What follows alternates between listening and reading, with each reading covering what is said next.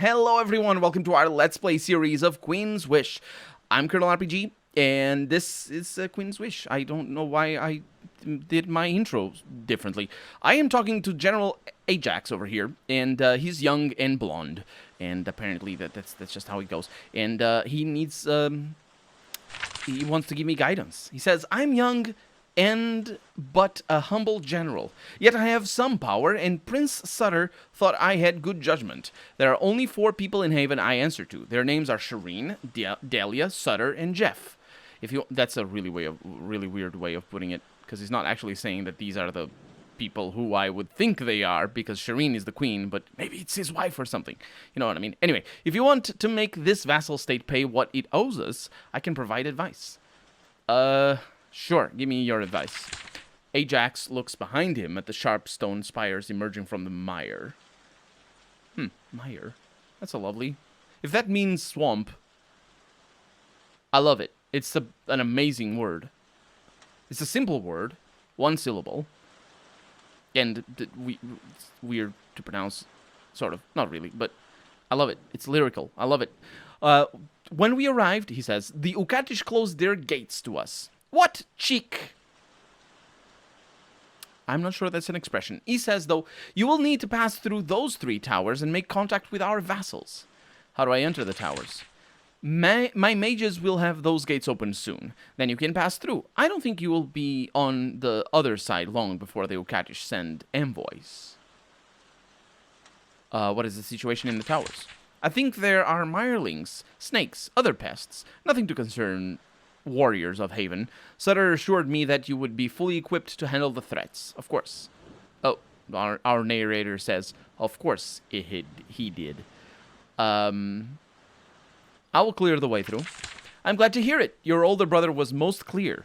None of my soldiers set foot in the Ukat until you have made allies for us to support. We all wish you the best of luck, Prince. Well, I guess that settles it then. That's the explosion that we heard already in the Achriel woods when they had to open the woods. There's an explosion to the north. A pair of Haven wizards have unleashed a formidable wave of fire. Moments later, the iron gates fly out of their frame. The wizards walk off happily, satisfied with the job well done. The way into the Mireling Fangs, and thus Ukatish lands, is open. It is indeed. I'll go there in a little bit because we do need to visit this place. The gates fly out of their frame, and that was a portcullis, which doesn't really have a frame. Well, it sort of does. It's complicated. It's not as simple as a door flying out of its frame. We have a sage over here, the treaty of vassalage between Haven and the Ukatish. Here is outlined the vassalage contract between the mighty Empire of Haven and the humble Ukatish, between King Kale of Haven and Queen Tria, the 37th of the Ukat. Haven declares that the Ukatish are a full vassal, with all protections included. An attack on the Ukatish, in return, the Ukatish grants Haven full movement.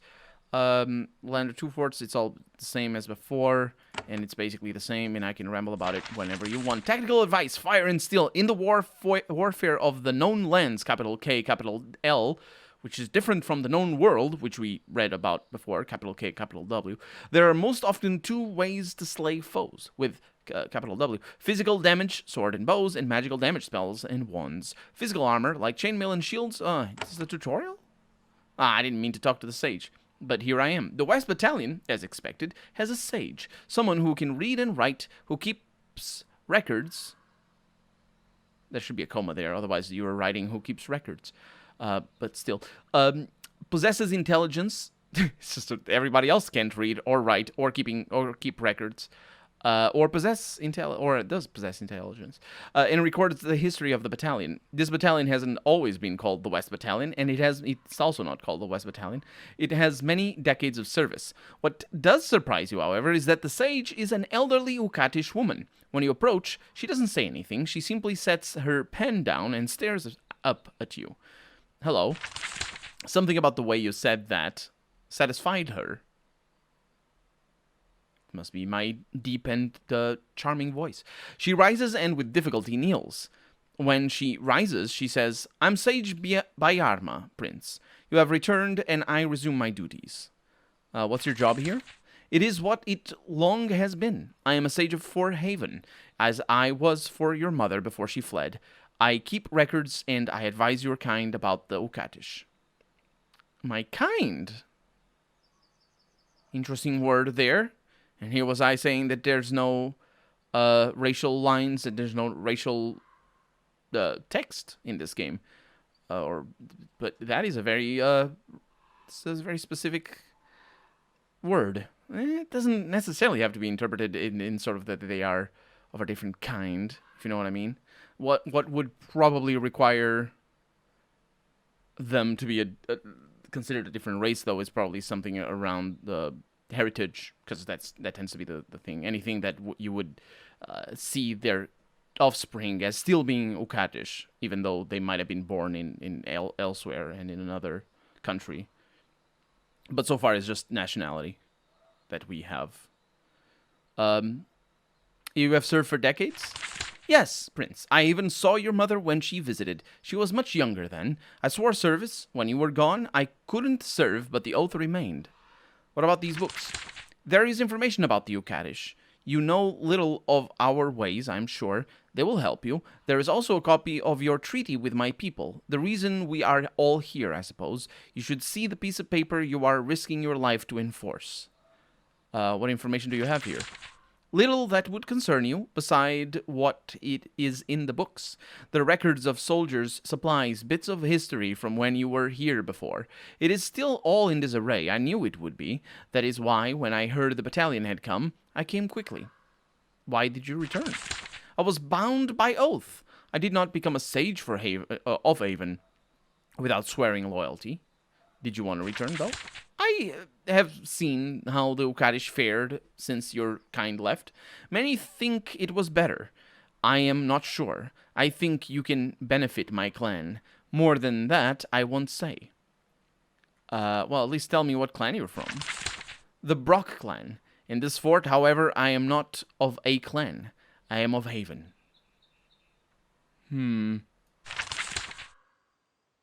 It does bear mentioning that it is totally possible that the Ukatish were worse off without Haven before than they were with Haven.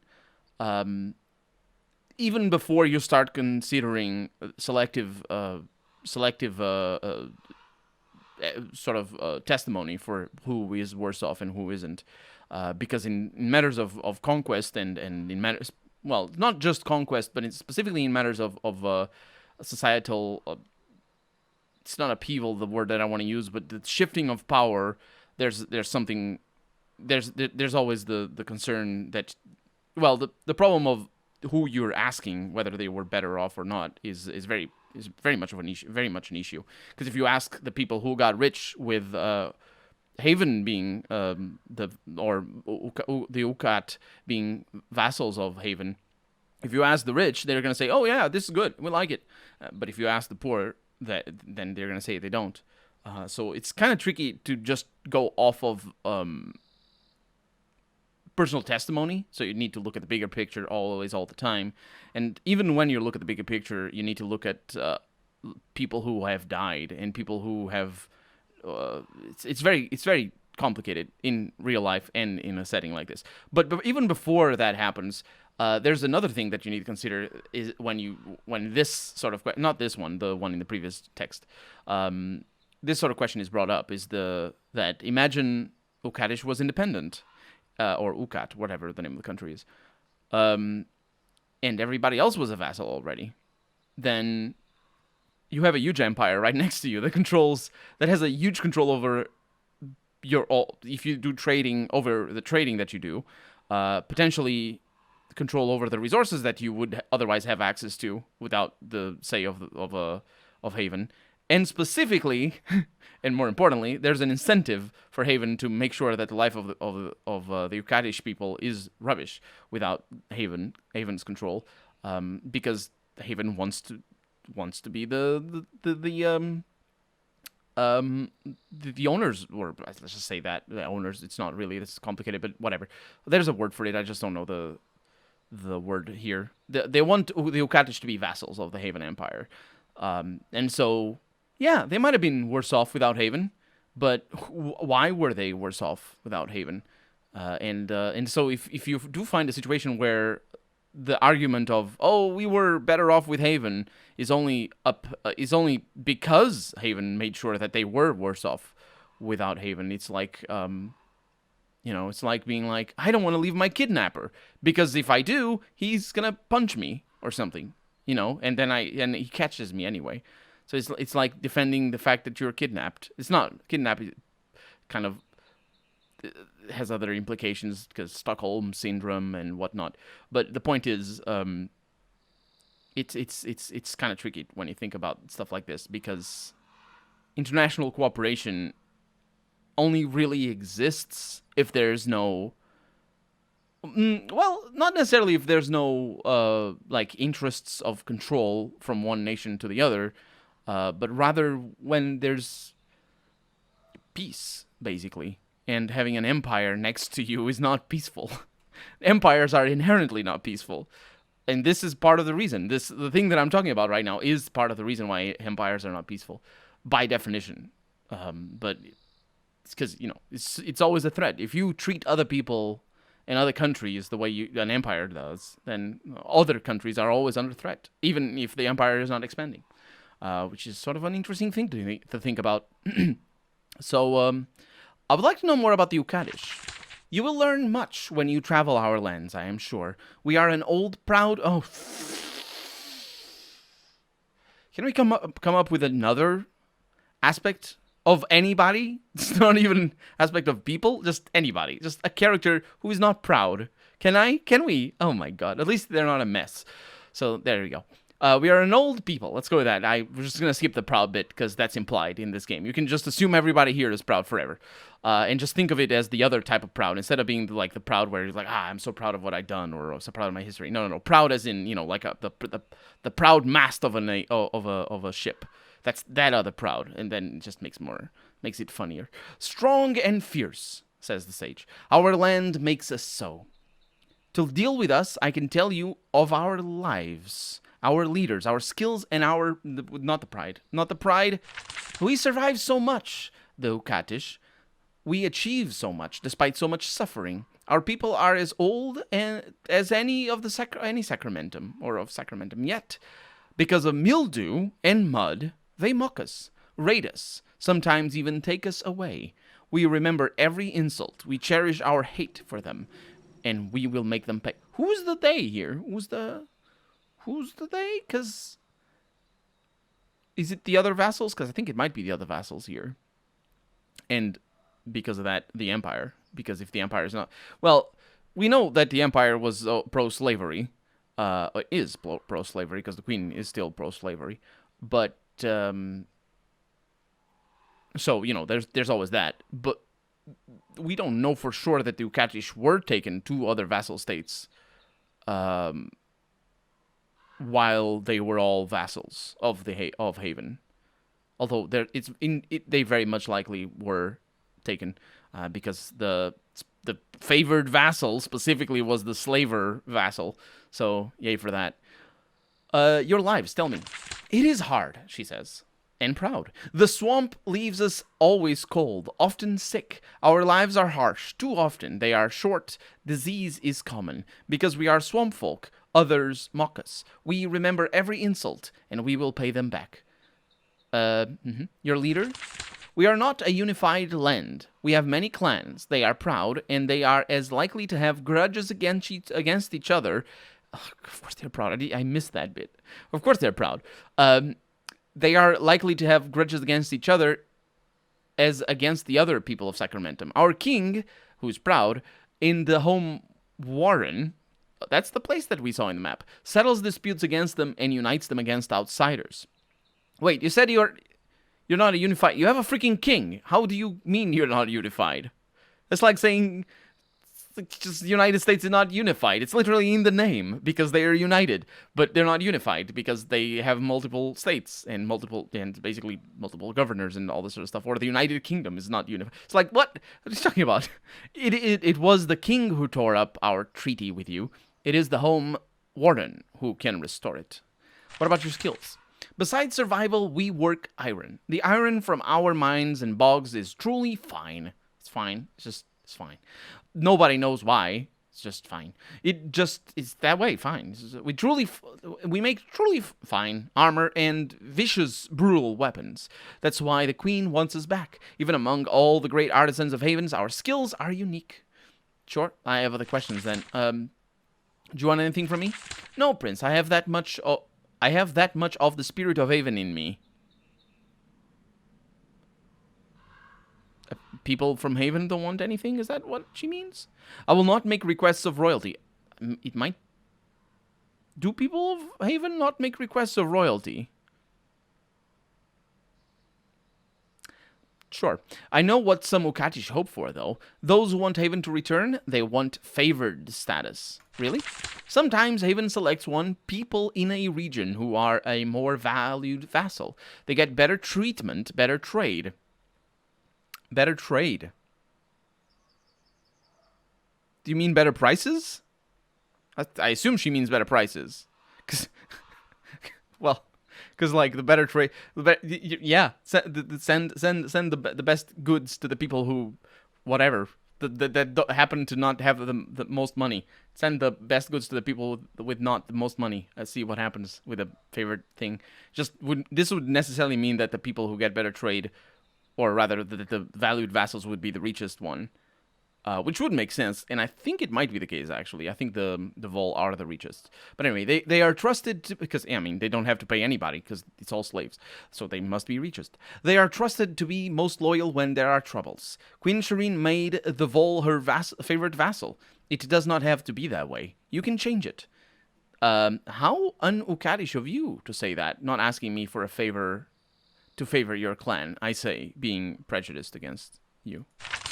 Maybe. I don't know. Was that me assuming that the Ukatish are people who ask things, or was it just me commenting her loyalty to Ukat, which is also really a really bad thing to say. She smiles at your goading.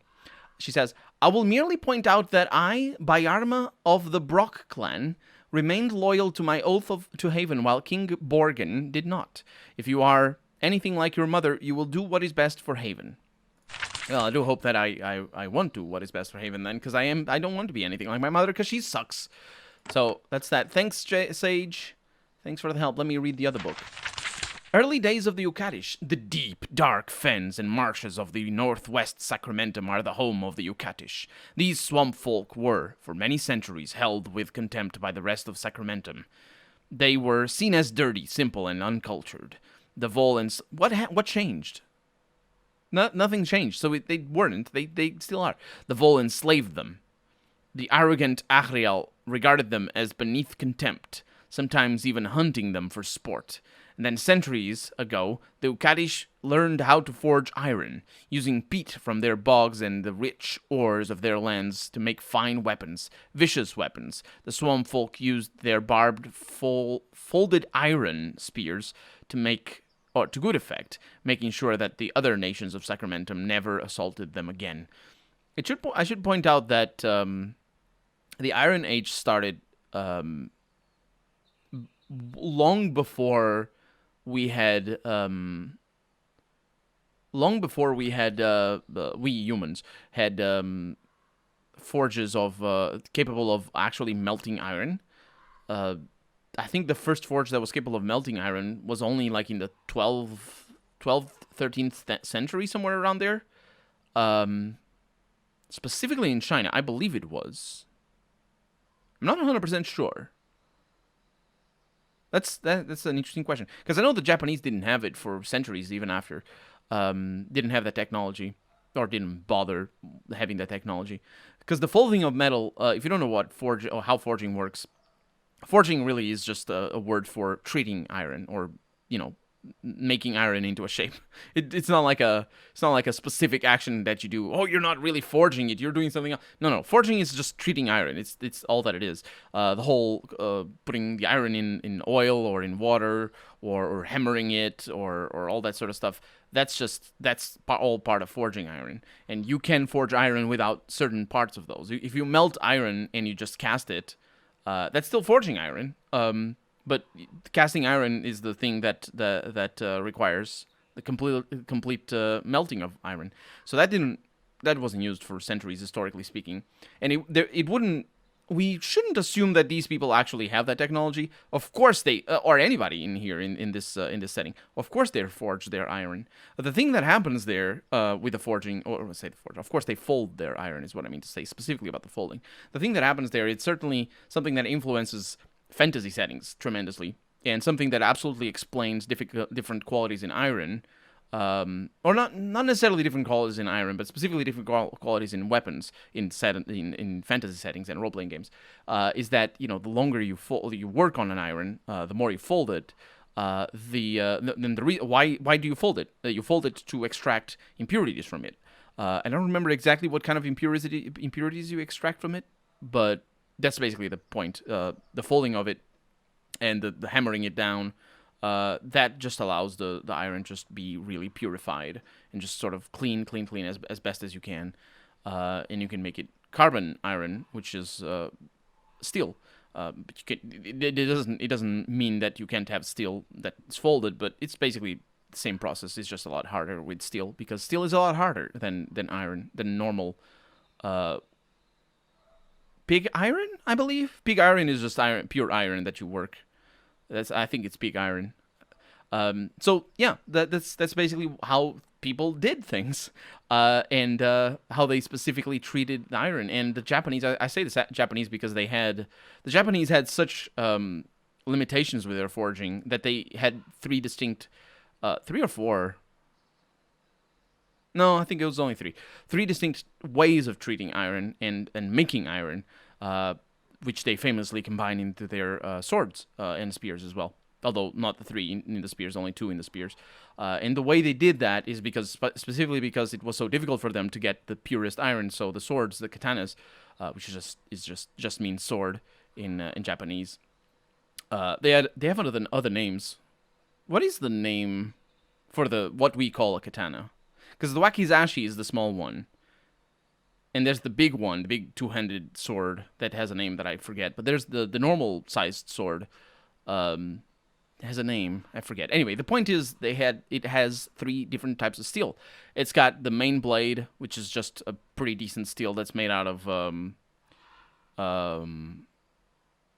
it's the bending. No, how do they make that specifically? I don't know. I'm not an expert, but they use different techniques because the main part of the blade is made with steel, normal steel. But they use the inner part or the back side of the blade. They use steel that is easier to make, and it's also bendier, or is easier to make bendier.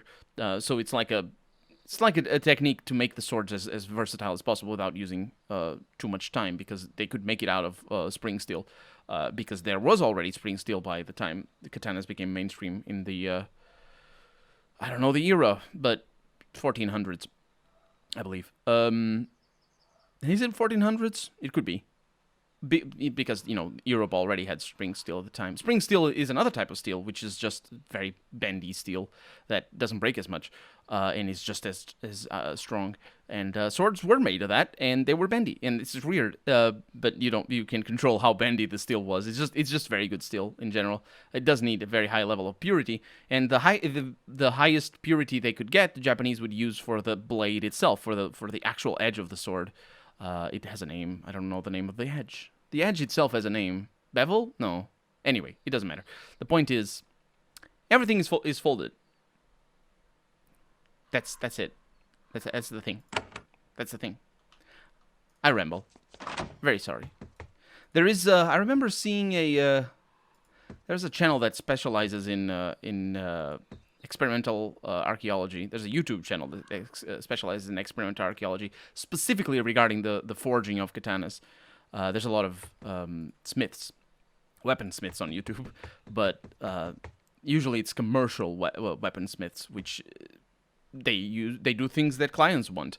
For archaeology's sake, it might not necessarily be the best to just do things that are commercially viable, because if something really requires years of expertise and maintaining a super weird and old school type of forge, with things like maybe rare wood, because even the temperature of the wood manages to play a role into how steel works and all this sort of stuff. And imagine you're using rare wood, and yeah, that's probably not going to be commercially valuable or legal to forge something old school way. But maybe you can, it's different. Experimental archaeology is a lovely thing, lovely field. Anyway, we're talking to Ewan Barnett. Barnett. I'll let you decide.